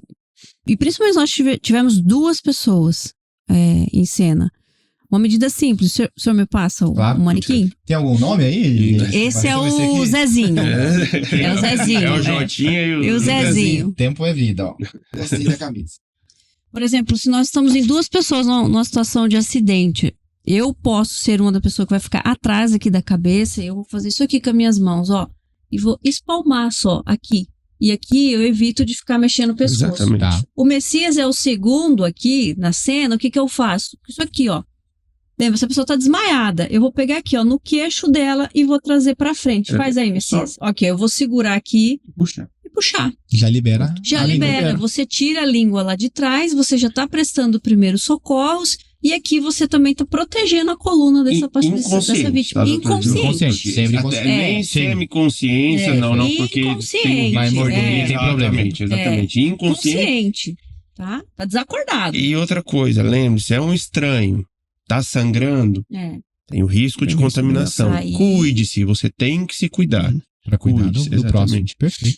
Interessantíssimo. Tem uma alternativa, né? Doutor Diogo, que ela não é para leigo, ela é mais difícil, que é você anteriorizar a mandíbula, pegar aqui atrás e anteriorizou. Só que ela é mais difícil. Isso para leigo já não. Ela é mais difícil. Cabe. Então, assim, fica a dica: paciente inconsciente com a respiração ruidosa. Um espalma a cabeça? Um espalma a cabeça, espalma mesmo, e o outro vem. E puxa o queixo. E puxa o queixo pra cima. Desde que Ele já vai ver que ele vai fazer assim, ó. Ele tá no... Ele vai... Na hora para. Já vai parar. Porque você tirou a língua, não. Exatamente. Eu comentei a questão do capacete ali. Realmente acontece do capacete cair. E o que acontece? A jugular vem e prende aqui. Acaba sufocando. Eu não vou retirar o capacete dessa vítima. Porque precisa ter uma técnica correta para poder retirar. O que eu vou fazer? Vou lá e vou só soltar essa jugular. Vou soltar essa jugular. Já vai aliviar a respiração dele. Perfeito. E nós não firmamos a cabeça com a mão, você serve o capacete também. Firma com a mão. E se ele tiver inconsciente, ele vai ficar retificado a coluna. Se ele tiver consciente, melhor ainda. Fala, vou só segurar, não mexo, vou abrir. Não mexa. Tá respirando bem? Tô. Beleza, já ligamos pro SAMU, já ligamos pro bombeiro, já estão vindo. Olha que importante essa dica do Messias aqui. Se você viu, moto todo dia a gente tem. Eu morava em São Paulo, todo dia eu via moto caindo, infelizmente. Presenciou uma queda de moto, seja um acidente. Se o paciente estiver acordado, a primeira coisa que ele vai querer é levantar. Não levanta. Vai ficar deitado, vai ter a segurança da cena. O que você pode ajudar é isso. Desprenda o capacete, como o Cortez disse. O paciente está respirando bem, ele vai ficar deitadinho. Você vai segurar a cabeça dele ali, né, Messias? Exatamente. Com o capacete e esperar o profissional chegar para que, se ele avalia a cena, avalia a coluna cervical e tiver tudo bem, ele mesmo vai fazer esse procedimento. E já aproveitando, muito comum. Aproveitando o boneco que você colocou aqui. Crise convulsiva. A gente vê direto. O paciente convulsionou. Ediane, convulsionou, você pegou aquela crise convulsiva, começou a se debater ali e caiu no chão. Primeiramente, o que não fazer. E segundo, o que fazer. Que não fazer. Não coloque nada na boca. Não tente colocar puxa os a língua? seus Não dedos. vai puxar a língua. Não puxa a língua. Foi até bom a continuidade, porque ao contrário do que a gente tem na inconsciência, que a língua fica relaxada, na convulsão, no momento da convulsão, a língua é um músculo também. Então, do mesmo jeito que as outras partes do corpo estão ali rígidas, a língua também está naquele momento. O problema da língua é após a convulsão. Exatamente. Entendeu? Que aí o paciente, principalmente a vítima, né, se o familiar estiver de barriga para cima, você tem que lateralizar a mesma ele engasga com a língua. E ele engasga com a língua. Então, durante a crise, também o que não fazer? Não segurar. Você não segura a pessoa. Você tira os objetos que estão próximos, que possam machucar ela, e protege a cabeça. Se você tiver um travesseiro, um pano, porque esse movimento dela batendo a cabeça no chão pode lesionar. E aí também, muita saliva, o que eu faço? Eu posso lateralizar a cabeça. Aí eu só seguro a cabeça por causa da saliva. O restante, a gente deixa a crise acontecer. Parou de convulsionar, detalhe. Eu tenho que fazer aquela checagem de ver, ouvir e sentir. Exato. Porque existem situações de parada, que o coração para de bater, que a pessoa, o sinal imediato que ela demonstra para nós de que o coração parou de bater e que ela não respira é a convulsão, que foi o que aconteceu com o Eric, se lembra? Na Eurocopa? exatamente.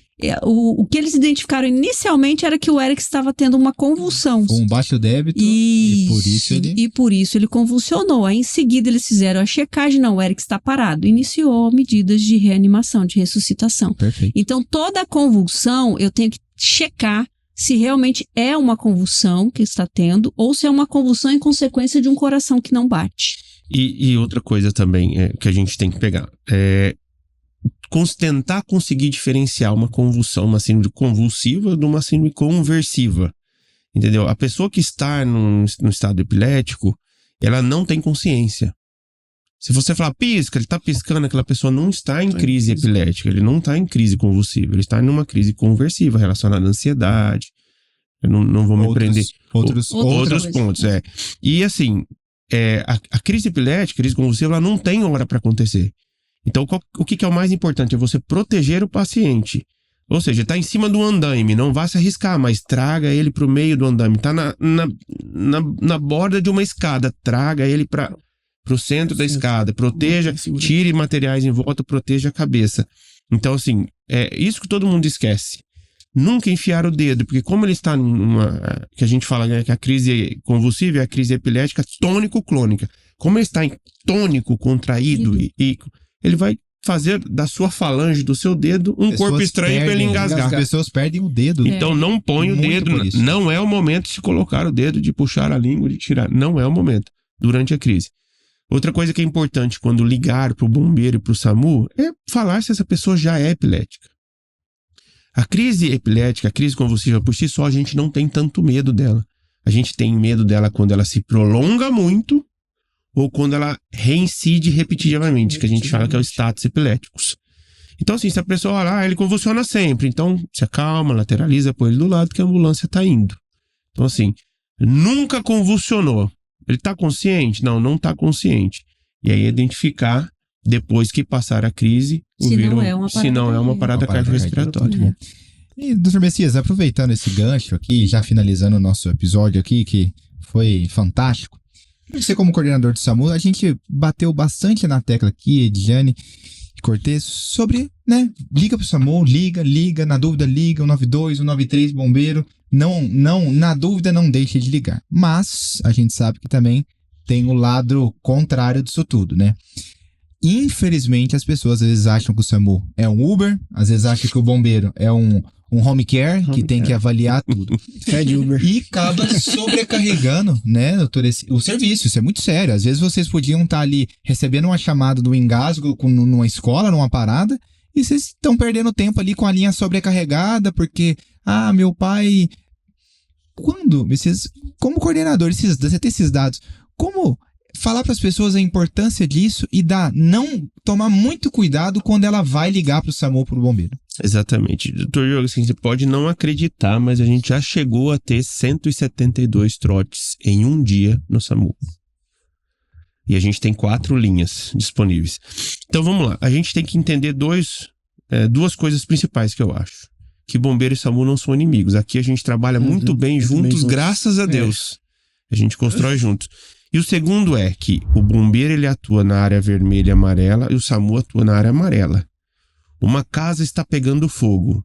O SAMU vai parar a ambulância na frente, ele não vai entrar porque ele não tem treinamento para isso. Quem vai resgatar ele lá dentro é o bombeiro trazer para o SAMU atender em conjunto com o bombeiro. Vazamento de gás, vazamento de produto químico. O bombeiro vai retirar ele e trazer. Assim, está afogando. Exatamente. Está pegando fogo. Aí a gente ouve bastante isso. Então, assim, tem algumas coisas, praticamente a gente trabalha em conjunto em tudo. Mas tem algumas coisas que a gente pede mais especificamente para SAMU e outras mais para bombeiro. Atendimentos clínicos, a gente tem medicações na ambulância, a gente tem um médico para atender. Acontece muito de infarto, o bombeiro liga pra gente, a gente intercepta, entra na ambulância e faz o atendimento conjunto. Então, assim, o que eu falo, assim, graças a Deus aqui a gente trabalha muito bem juntos e pretendemos continuar. Então, o mais importante, agora voltando, assim, tirando esses 2 horizontes que eu falei, é acionamento, eu acho. Ligou 192 é ter um endereço, uma referência e responder as perguntas. Ficar xingando, ficar falando... não atentando às respostas, isso só atrasa mais o atendimento. Porque a gente classifica os atendimentos. A gente tem a ambulância de transporte sanitário, é aquele senhorzinho acamado que está com uma pneumonia, precisa ir consultar, tal, alguma coisa. A gente tem a básica, que é um enfermeiro, um técnico de enfermagem, que vai acidente, fratura de membro inferior, e a gente tem a avançada, que é um médico, um enfermeiro e um condutor socorrista, que são para as mais graves, amputações, paradas cardiorrespiratórias. E a gente também tem a motolância, que são técnicos de enfermagem que vai, uma hipoglicemia, alguma coisa assim, vai auxiliar no acidente. Então, quanto mais informações úteis, focadas, o solicitante tiver, mais rápido vai ser a resposta e melhor vai ser a qualificação de qual ambulância ser enviada. Isso é essencial. Se eu conseguir transmitir nesse podcast inteiro essa mensagem, ligou 192, SAMU, que eu posso ajudar? Meu nome é Messias, estou no endereço tal. Minha mãe está em parada cardiorrespiratória. A referência é tal, estou aqui e vou ficar na frente esperando vocês chegarem. Isso ela já classificou, que é uma parada cardiorrespiratória. Vai ser enviada a ambulância avançada e ela vai estar na frente sinalizando para a chegada da ambulância. Perfeito. Bom, e com essa mensagem final aqui, não dá nem para classificar o que foi mais importante do podcast de hoje. Revejam nós como médicos, bombeiros, enfermeiros de todas as linhas aqui. Eu fiz questão de trazer um representante de cada.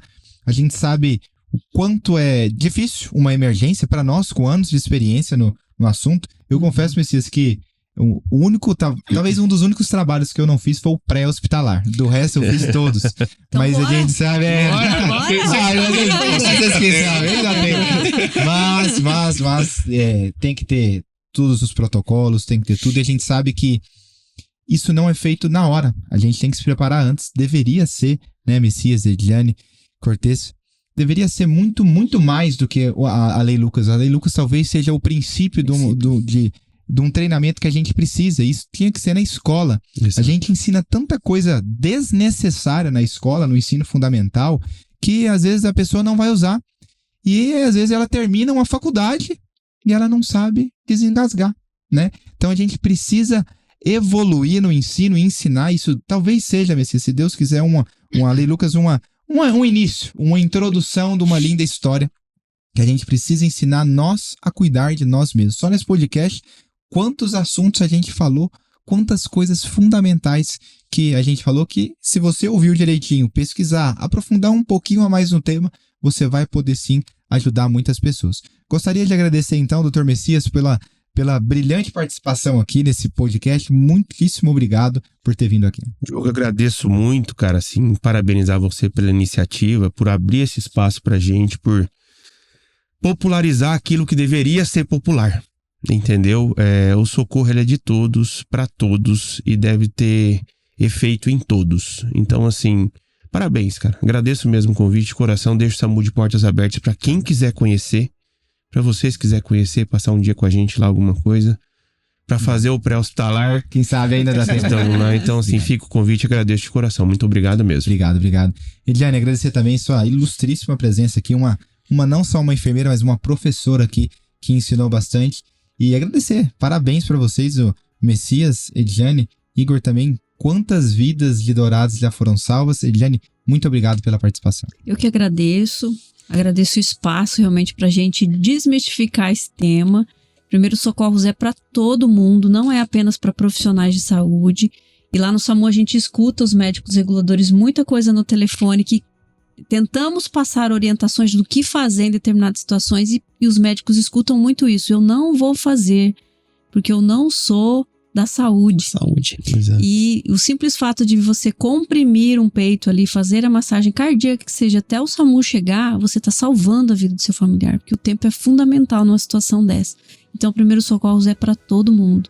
Parabéns pela iniciativa. Muito obrigado. E nosso representante aqui do Corpo de Bombeiros, Cabo Igor, muito obrigado pela participação, por ter disposto o seu tempo aqui para brilhantar nossa discussão. Muito obrigado. Eu que agradeço a oportunidade, como foi dito ali. Primeiros socorros é para todos ali. Ele não escolhe, vou pegar só o pai, vou pegar só a mãe, vou pegar o advogado, vou pegar o médico. Não, é para todo mundo. Para todo mundo. Então todo mundo tem que saber. É um conhecimento básico que todo mundo tem que saber. Então, igual a Edilane falou, eu não sou médico, não sou isso. Mas é seu familiar. Você vai deixar seu familiar morrer porque você não é médico, você não é da saúde? Não vai querer seguir aquela orientação? Então, vale parar um pouquinho ali e pesquisar, estudar um pouquinho sobre o tema. Bom, e assim que eu finalizo esse episódio de hoje, relembrando do Lucas. O Lucas ali, que a gente começou falando sobre ele infelizmente não teve a oportunidade de ter uma única pessoa que soubesse ali fazer várias manobras que foi discutido aqui.